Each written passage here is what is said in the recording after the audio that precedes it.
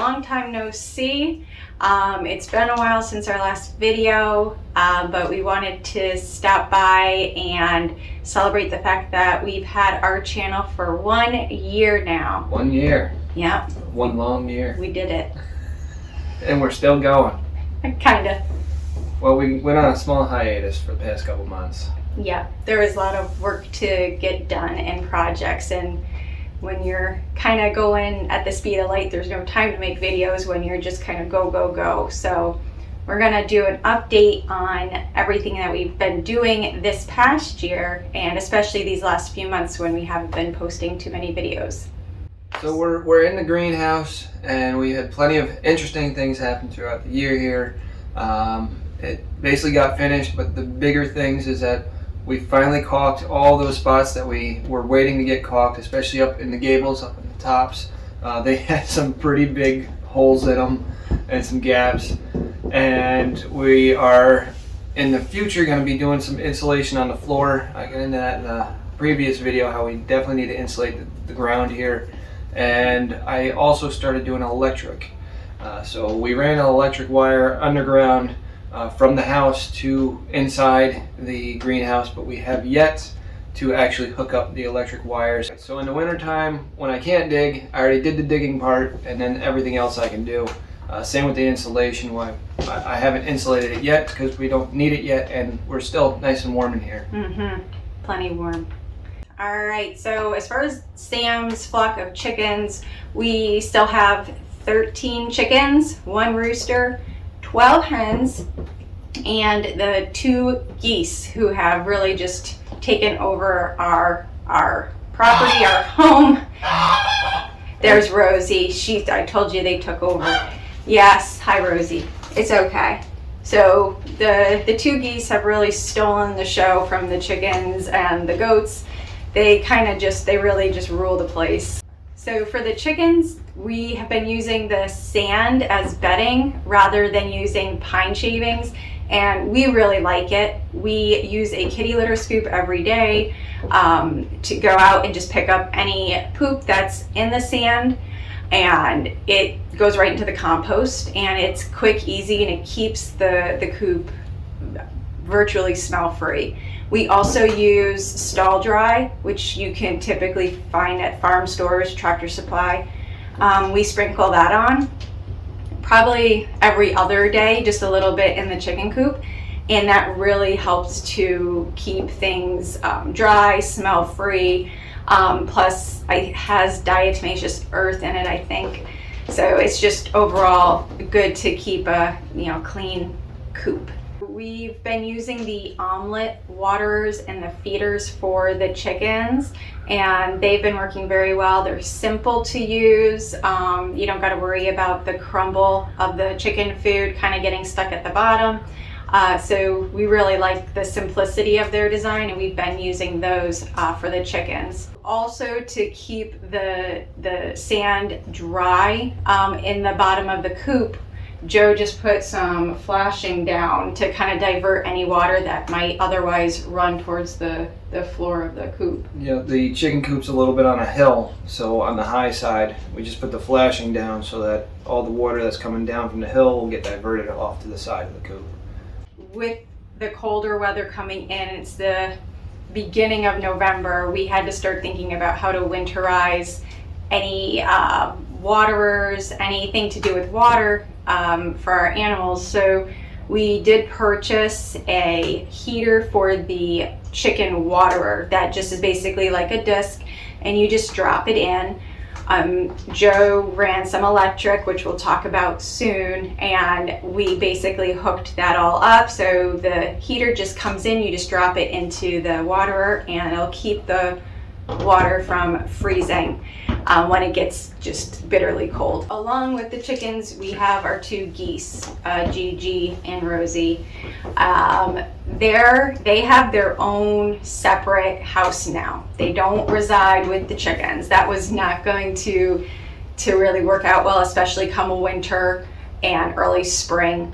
So they have their own little house, and we use hemp bedding. I don't use sand in there because goose poop is a bit more liquidy and it turned the sand into cement, and it was harder to clean for us. It just didn't work. It just didn't work out well. So the hemp bedding is more expensive up front, but in the long run, it doesn't end up costing you any more than if you were buying the pine shavings, because it lasts longer. We do clean it out every day with a kitty litter scoop, and we do put a little bit of stall dry down just to help absorb any moisture. But hemp bedding is more absorbent and it helps keep odors down.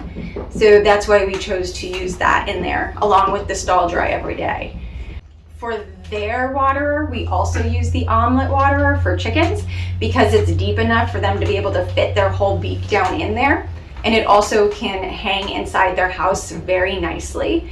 To prevent that from freezing in their little house, I'm actually going to be trying a heating pad that's meant for chickens, and I'm going to put it behind the waterer, and hopefully that will help prevent their waterer from freezing in the winter. As far as their the swimming areas for the geese, we've researched and found that they really do appreciate having an area to swim even when it's bitterly cold outside. So we've been trying to figure out how to provide a pool that's not going to just automatically freeze every time we fill it up.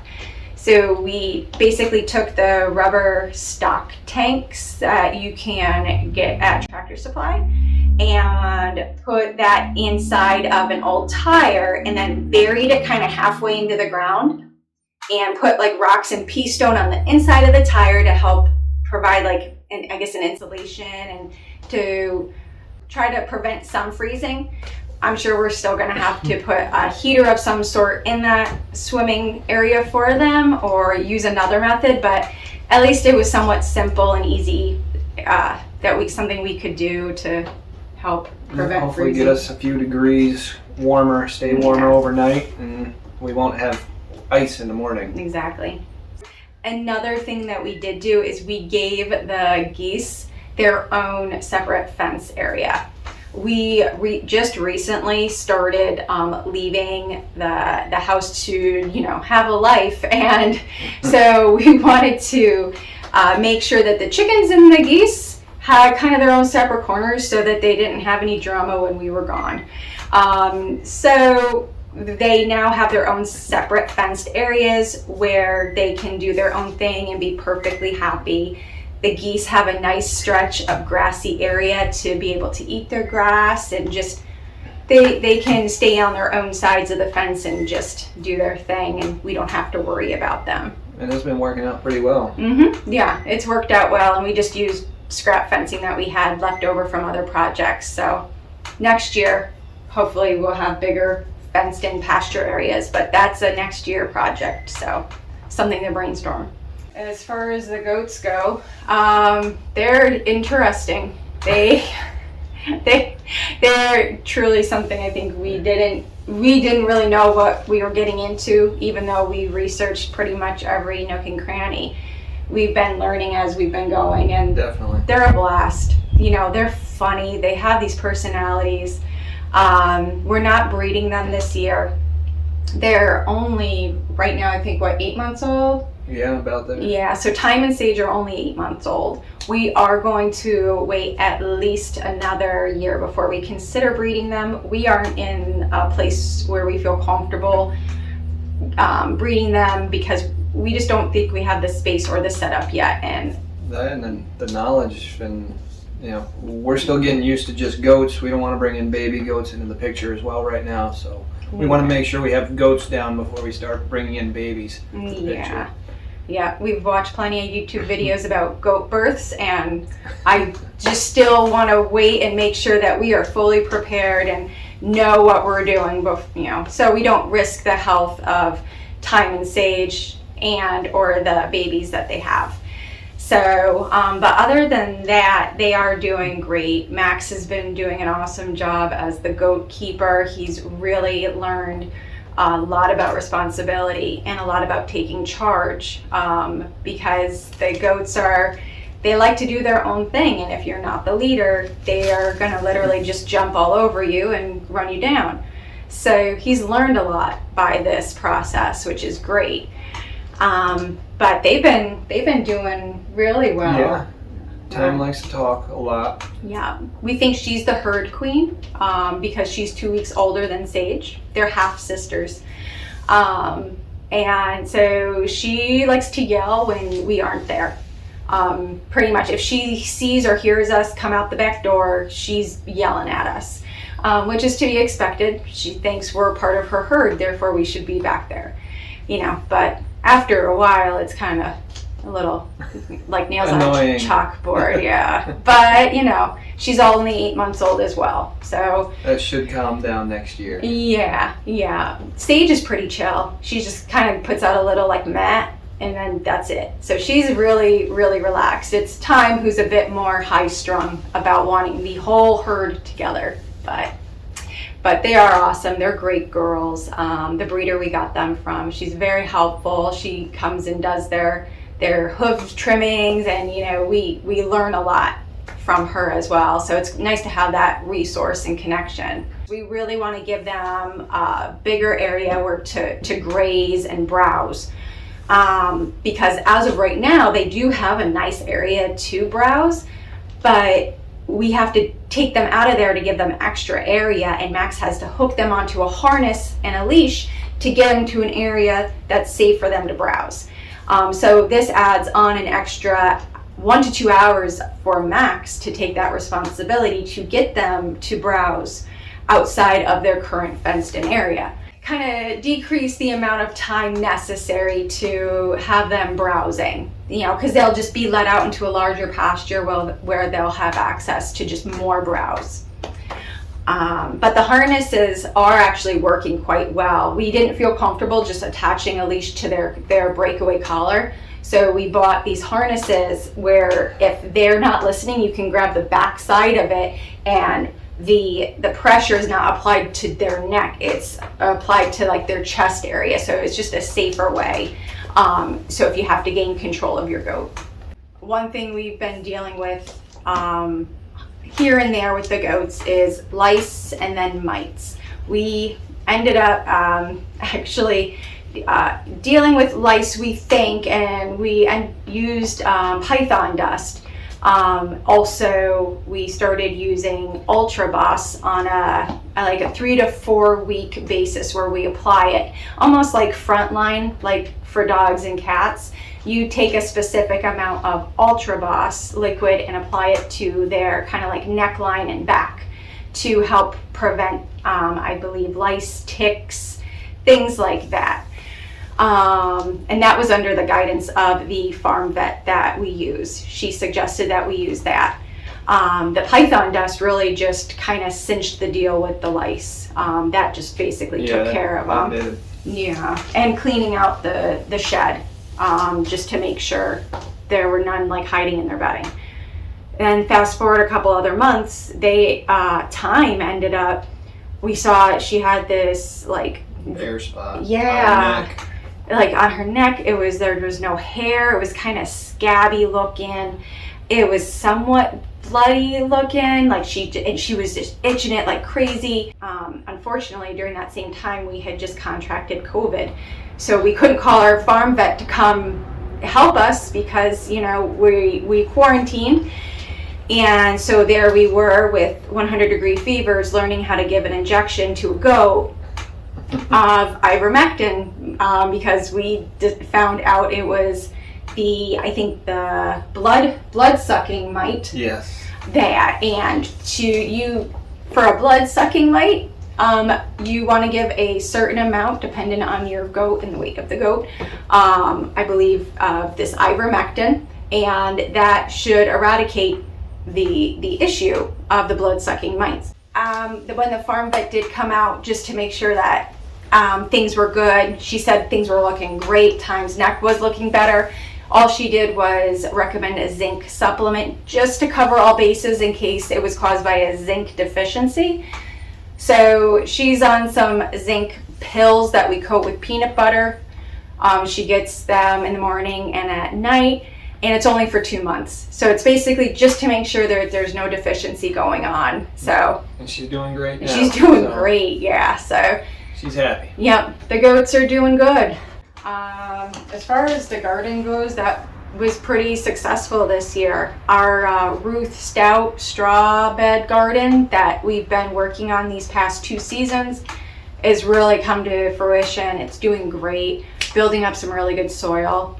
Still just throwing kind of like the animal bedding clean out from, you know, the geese and the goats in there with compost. I'm throwing leaves in there and it's doing great. We set the chickens inside the fence line there and just have them pick through and turn things. So next year I think it's going to be even better. Yeah, the garden produced a lot this year, possibly the most it ever has. So yeah, we were happy about that success. Really, yeah, it was doing really well. I think finally our soil has built up enough nutrition and organic matter in both gardens to really give us great, you know, success with plants. So it was really good. The herbal tea garden did, I mean, astoundingly well. It was so beautiful, and I have so many herbs in our basement now, either drying or already dried. So I was so happy with it, and I look forward to seeing it build up next year and being even, you know, more full and beautiful. In regards to homeschool, the boys are doing great. We still are very interest-based in our learning.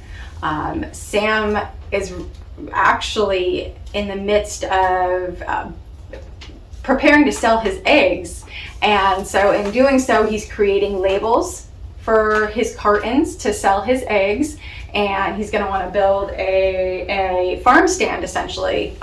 Him and Joe will be building the farm stand to kind of go at the end of the driveway.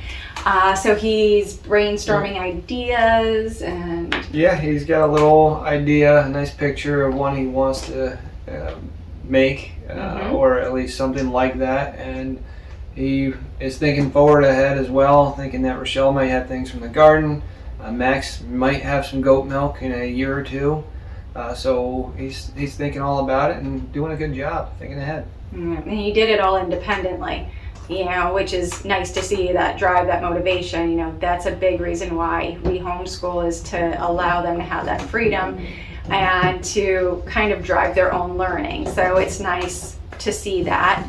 As far as Max goes, earlier in our school year, so back in September, we went up to the Adirondacks for a field trip with some other homeschoolers. So we kind of heard about the 46er group, and essentially the 46ers are people who have successfully completed hiking and summiting all of the 46 high peaks within the Adirondack mountain range.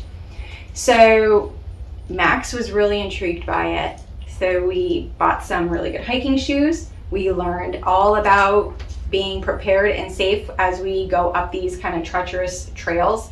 And the boys really took to it. We've done 3 so far. Yeah. We've done Cascade, Porter, and Big Slide. You know, Cascade and Porter was 5.5 miles round trip, and Big Slide was 10 miles round trip. And we learned a lot on both. Definitely. So, yep, learned we have to get a little bit more fit as well as us old people. Now, according to Max and Sam, we can't keep up anymore. We're almost 40. So That's right. So Max really is intrigued about doing the 46er program, and our goal is to complete all 46 high peaks within the next 4 years. So Max wants to graduate on top of Mount Mercy in 4 years. So we have 4 years to do another 43 high peaks. So since it's been about a year, we want to go over a few questions that we tend to get by people. One of the most common one is, how long does it take to edit a video? From my experience, it's been about triple the amount of time that you see at a minimum. So if you see a 10-minute video, it's a minimum of 30 minutes of work. That's a bare minimum. Most likely it's going to be closer to an hour to 2 hours of work. You see a 10-minute video, there's probably a half hour worth of actual video footage that was taken. You got to go through that half hour, shrink it down to that 10 minutes, and then add in all the effects and things that you want. So it's probably closer to 1 hour. Another question is, how hard is it to, I guess, have a YouTube channel? It's really easy to have one. Just make a video and post it. It takes you about 10 minutes to do that. To make a good video, like we just went over, it could take a long time, and it just depends on what you're doing. If you're doing like us, like I said, that 10 minutes of video is going to be most likely for a new person an hour or two to get a decent video, decent quality out. Yeah. The biggest question I think we always get is, how much money are you making? And I'll tell you that the amount of zeros in that check are huge. All one of them. Yeah, zeros for days. Yeah. So we haven't gotten paid for YouTube. Our channel's just not big enough. It's fine. Yeah. We have no concerns over that. We're kind of more doing this for us and to share and help others learn and show what we're doing here. Hopefully we give others ideas, and as much as we get ideas from others on YouTube. We haven't posted videos in probably about 2 months is what I'm guessing. It's just been busy. Yeah. As Rochelle touched on, we got Corona, which started the downfall, I'll call it. Luckily I had a few videos saved up, and I was trying to get ahead, so we burned through all those quickly, and we just got busy because winter's coming. We had a lot of big projects that we wanted to do, had to get done before winter, before the ground froze, and it just got too cold to do things. The biggest by far was digging a trench for the water for the goats and the chickens. We realized about midsummer, I think it was, that the closest water that would have been available to the goats and chickens was attached to our house from a spigot there. For the goats, that would have been about 250, 300 feet away. I don't think Max would have enjoyed, carrying a bucket of water that distance. No. I think he would have, but... he would have. He wouldn't have been happy about it, and every day it would have just sucked. Yeah. So. And for Sam, it was about 100 feet away for the chickens and geese, and I don't know exactly how he would have done the pool for the chickens and geese. It would have been a nightmare. So, we decided to kind of rip up underneath the deck, get that done, dug that by hand. Our frost line is about 4 feet, so that's how deep we were digging. And we put out the line, so now we have 2 spigots that are frost free, good for the winter. 4 feet deep. Yep, all 4 feet deep. We had to get special spigots, and while we were doing that, we also did electric as well in those lines. So now we finally have electric in the shed and the goat shed, along with the 2 spigots, one near the chickens and one at the goat shed. So it's going to be helpful, especially even during the summer with the garden. The one spigot near the goat shed is going to help with the garden as well, so now we don't have to worry about that freezing over. Yeah. So that was by far our biggest thing, but we had to caulk the gables of the greenhouse and caulk everywhere else that had any cracks. You got to do that. The caulk we normally buy has to be at least 40 degrees outside. We did the digging for the electric as well for the greenhouse. So I dug, I think it was 1.5 foot deep trench, about 20 feet to get over into here. The electric's still not done, but at least the digging's done. And we also did the staining of the deck. That was like the last big thing. Yeah, all these things that you have to do before things get too cold or below a certain temperature, and the weather has to be right. All the moons had to line up to make sure things could get done when they needed to get done by. So it wasn't until, about last week? Yeah. I think we were actually able to breathe, which is nice because, now we kind of need to relax and rest. So basically our future projects are to either help maintain what we currently have or to make what we currently have easier to maintain. We haven't had a night away from the house since we got the goats, so it'd be nice to do that. Well, we finally got some neighbors, or family friends, to help us with that for the nighttime chores. So if we're not home by sundown, it's not the end of the world. They will be put and tucked away into their homes, safe and secure. So that's really nice and reassuring. But so next step is a night away. Yeah, we'll get there. But yeah, that's what's been going on. Nice update. It's Yeah. been 1 year, an interesting, probably our busiest year possibly ever. Just a lot going on. a lot of learning. Yes. And that's stressful when you're learning and busy at the same time. It's kind of hard to juggle it all, but I think we did good. I think so too. So here's to another year, and we look forward to putting out more videos. And That's right. We'll see where it takes us. all right, bye. We have heard. Hang on, that was a hawk. It's gone. You sure?